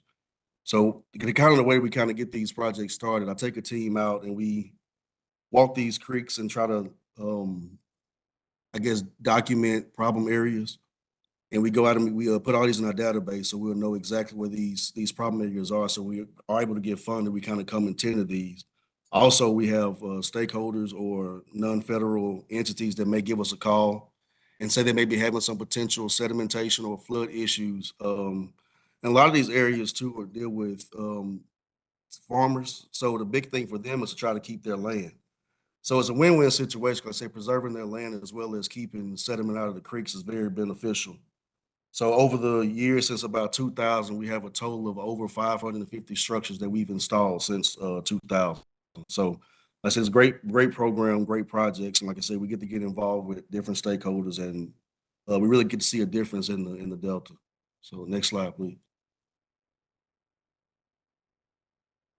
So on this slide, I'm just going to show some of the structures that we put in. So the bank stabilization, of course, is we like to rock the bends in a lot of these creeks to kind of keep the the top bank from falling down to the bottom. Like I say, usually with low water, we get eddies that kind of erode the bottom of the channel out. And of course, when you get those high water events, the top of the bank becomes heavy and everything begins to slough off in the creek. So the whole process of bank stabilization is trying to keep those banks in line so we kind of reduce the sedimentation and erosion. We also have riser pipes. Now these riser pipes have a life expectancy of about 25 years. However, they can last longer if we can keep them maintained. Like it's going to be on the landowner responsibility to kind of keep them maintained. Like this program is fully federal, so nobody has to come out of pocket to kind of put these structures in. So it's beneficial to them as well too, and it's like I said, it's free for them. So like it's definitely a win-win for this situation.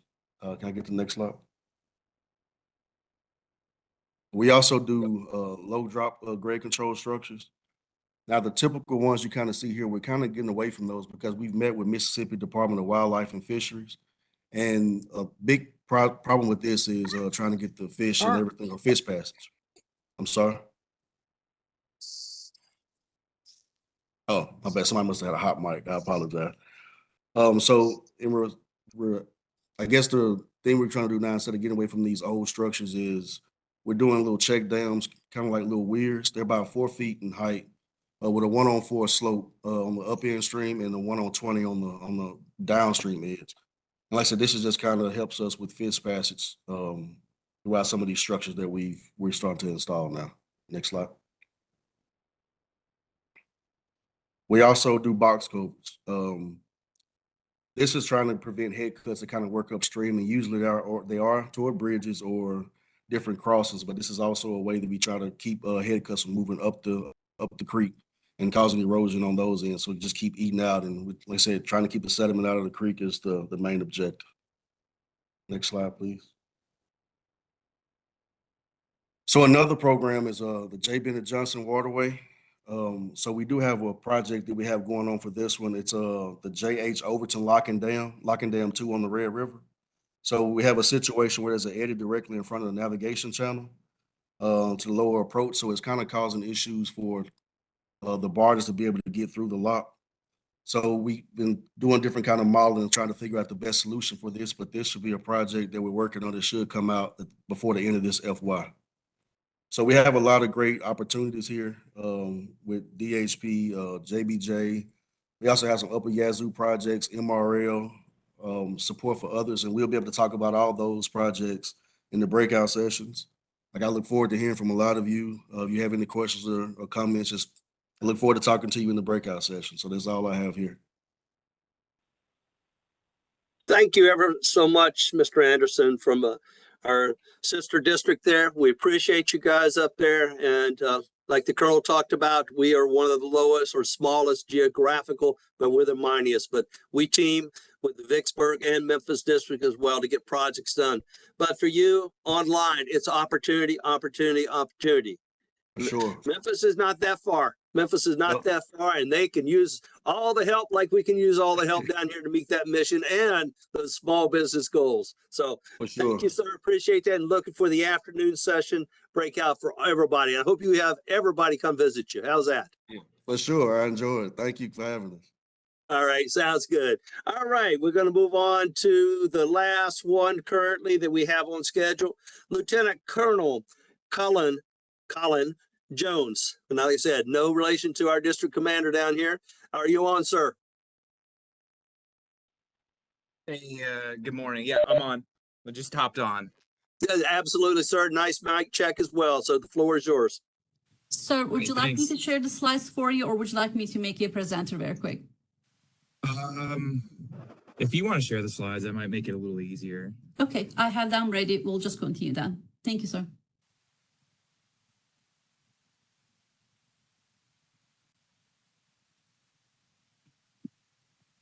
All right, so no, I appreciate you having me. I'm gonna turn my video on real quick if you can. All right, so I'll give Outstanding, sir. You see me? All right. Sorry for the interruptions. So thanks for having me this morning. I'll give a quick update on our program here for the Memphis District. Just we'll quickly look at what we accomplished in 2024 with our partners, and then what we're looking at for construction contracts in 2025. So Again, if we can go to the first slide for what we accomplished in 2024, there's a bunch of numbers there, a bunch of photos there. Really want to stress it's not a Memphis District USA's accomplishment. It's a team effort here. So we take pride in partnership with our contractors, our non-federal sponsors, the communities, and other government agencies as we had a very successful year of obligations and construction completions in 2024. So we had a top 5 year in 2024 with $192 million in obligations. So excellent program delivery for the Memphis District. And we continue to see good trends in 2025, which I'll get to here shortly. We do keynote there is our 96% rate on achievement of our milestones on time. It just means that as we get money appropriated, funds appropriated, we obligate funds and we put projects and work into the ground, into the river. So we're we love to tout that number. We have several hundred milestones, and to hit 96% rate is outstanding. So you can see in some of those photos for 2024, and then in the future, we continue to work for flood risk management, obviously a big program in our portfolio. We're working at Caruthersville flood walls on that little placemat of photos. That continues on schedule. Ditch 19 clean out was completed in 2024, and we completed the DD 17 inlet channel for Arkansas's Drainage District 17 there. For navigation and regional channel improvement, we continue to dredge from as far north as the confluence there at Cairo, Illinois, down through Baton Rouge. So we'll continue dredging, and that includes our harbors for this summer, looking for a June timeframe. And as we know, we've had record low waters over the last couple of years. So we'll see how long we end up dredging, but we're here. We have the team, we have the plant, the floating plant to get the mission done. For groundwater sustainability, that's another piece of our program. We continue our work out in Eastern Arkansas with the restart of the construction of the Grand Prairie pumping station there, and then continuation with Biomeda phase for the canals that we're using to deliver water to agricultural needs. And then we do have some ecosystem restoration in our portfolio. So we just completed a Hatchie feasibility study. Was approved by the chief of engineers recently. I think that was last summer. So just looking to potentially construct up to 38 different ecological restoration measures there in the Hatchie River system. Next slide for our fiscal year 25 scheduled construction awards. Again, similar type of work, no real change in our program here, but I do want to highlight, at any given time, we're managing and balancing 150 projects. We don't have any mega projects, but where our complexity in our work and delivery and value to the nation comes in is with our partnership with over 100 non-federal sponsors across 10 different congressional districts in 6 states. So for fiscal year 25, we're projecting right now $249 million in projected obligations. So even better year than we had last year, and we'll continue to see how that shakes out. But that's a plan, and we'll use our multi-year funding. We had a little bit of an increase in president's budget. We're typically not seeing $141 million projected. So we're typically in the 90 range. So we had a couple reasons for that, really, with the North DeSoto to DeCrua work we have going. But then that rest of that to get us to that 249, we still have a lot of supplemental funding that we're using, continue to use and to deliver projects. So that carries through for this year, and just in the out years, we don't necessarily see as much supplemental funding as we're receiving now. That's been the case for the last 5 or so years, but we'll see how that shakes out. The next slide, really just recap of 25 there. Those are our kind of the pictures there you see, and then the number of awards and contracts. Those are really our big programs that how we break down our programs there with our FRM, our navigation, our regional channel improvement, our groundwater sustainability. And we do a little bit of work for others across the enterprise as well, but mostly focused on civil works. Next slide. And then a lot of these, I'll just hit surface level. There's a long list of projects there. There is a QR code at the end. If you just scan that QR code or get a hold of these slides, you'll be able to, it'll take you to our digital library. There's a lot more information, and it'll put you in touch with our POCs if you want more information. But these are focused on construction projects here for our levee and channel work for 25. So a longer list there. We have the 10 to 15 mile bayou there in West Memphis is just continued channel enlargement there. I think that's 13 total miles. We have the Biomeda Canal Phase 3.2 up and coming. We just completed 3.1. Ditch 9 and 10 maintenance. I just want to highlight that. That's in St. Francis Basin. That we're continuing to work to award our first design build multiple award task order contract, which is new to our district. It'll give us some flexibility and maybe help us move out quicker on some of our more routine channel cleanouts, maintenance, and routine work there. So Ditch 9 and 10 is the seed project for that DB MATOC, and we're looking to award that here in the next couple months. All right, next slide for flood wall and culvert replacement work. Really the big one there is Helena flood wall, replacing 1,600 linear feet of flood wall. We'll do a base plus option year on that. So we'll do a base to get work started this fiscal year, or award this fiscal year. Our harbor and river, next slide for harbor and river work. Just funding to dredge those 10 harbors. We do have we have a dike extension on the runway. I think this Wolf Island, Kentucky, and then a new dike dike extension there, and then a new dike construction at Moore Island, Missouri. All right, next slide. So these are some of our bigger up and coming awards. So we have the automated mat casting facility at Richardson's Landing. So we do have a reduced revetment season this year just due to a lot of our recapitalization projects going on, but we are going to, move out with revetment starting in October through December of this year. But part of getting more efficient is as far as what Memphis District is contributing is that automated mat casting facility there in Tipton County. We do have ongoing string out rehabilitation project there. We're looking to redo some or replace some of our barges that make our string out, so we have more reliable and more effective, efficient maintenance down there at our engineer yard. And it's also part of a big component of our partnership with the future partnership with the U.S. Coast Guard there in Memphis Harbor. And then we have the Greenbelt Landing project.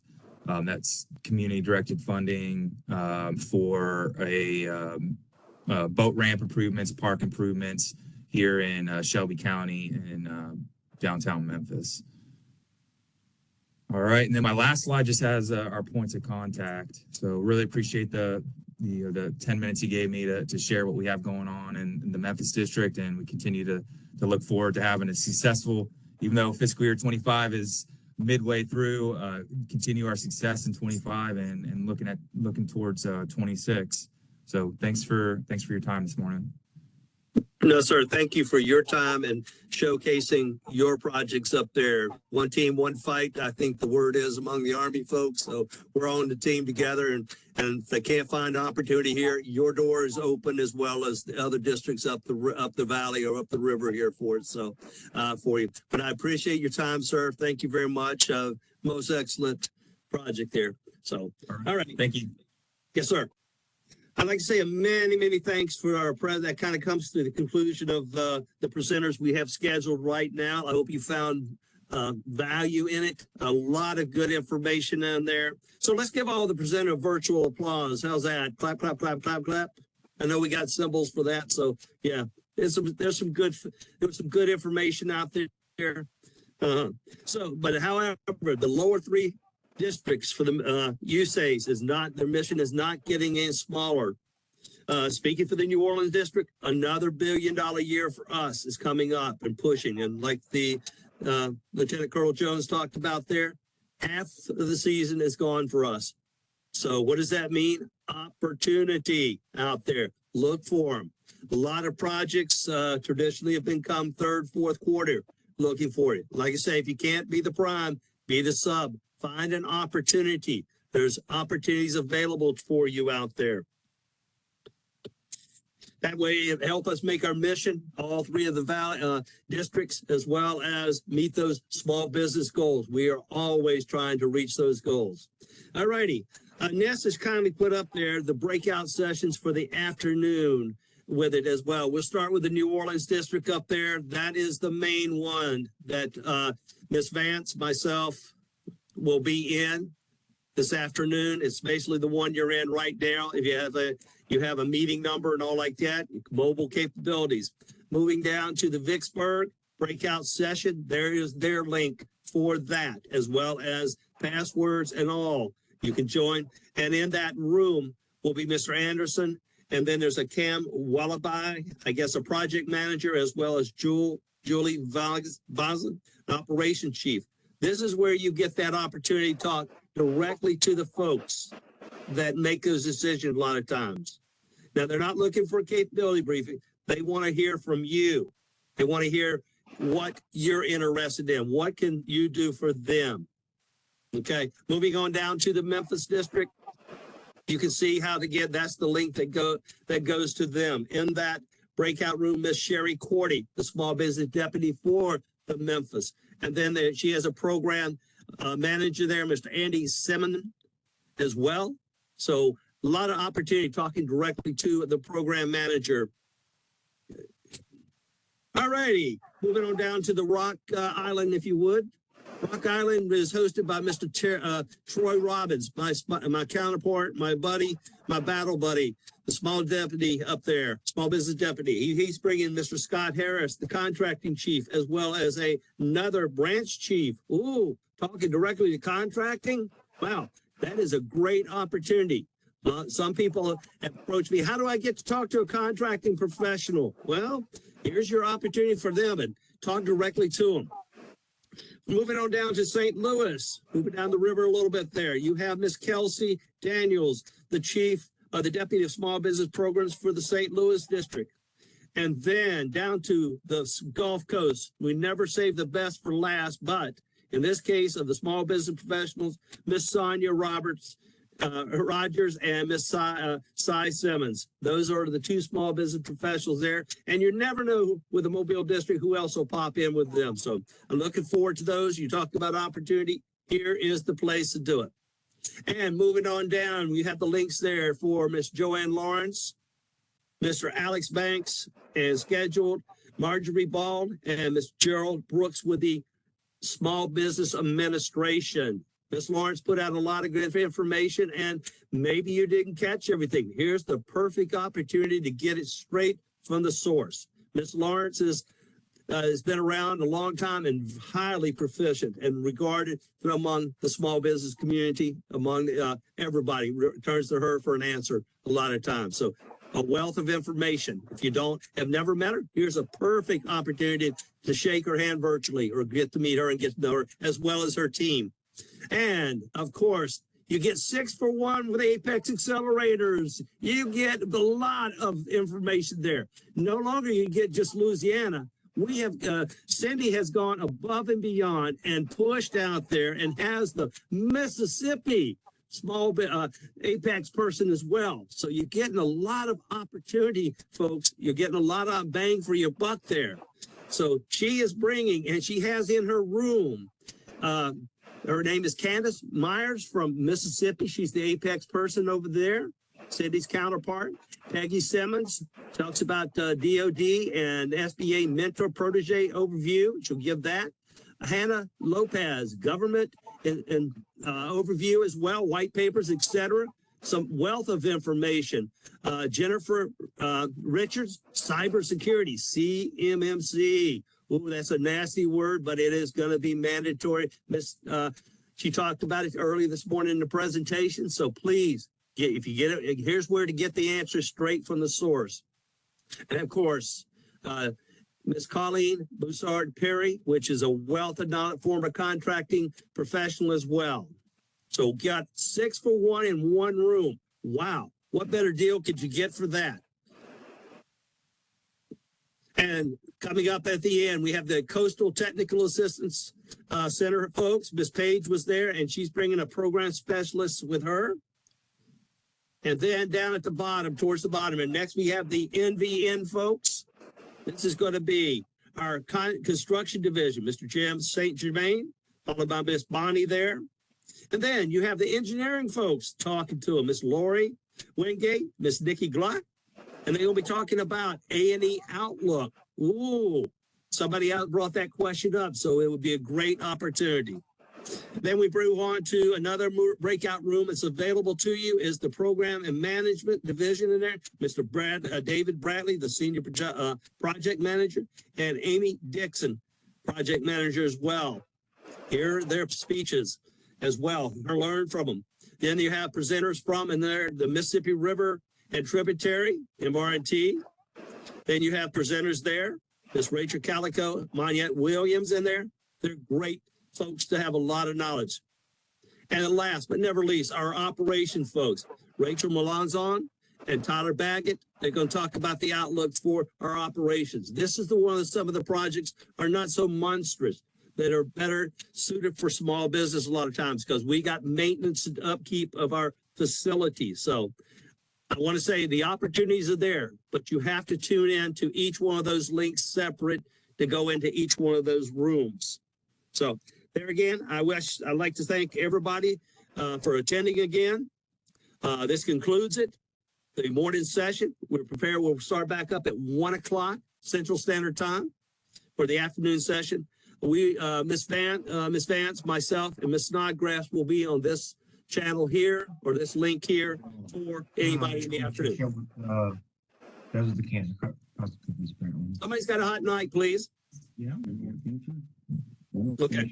I'm going to conclude this and send everybody to lunch. So hope to see you in the afternoon sessions. Everybody have a great, great afternoon. Remember to start at 1 sharp. Thank you.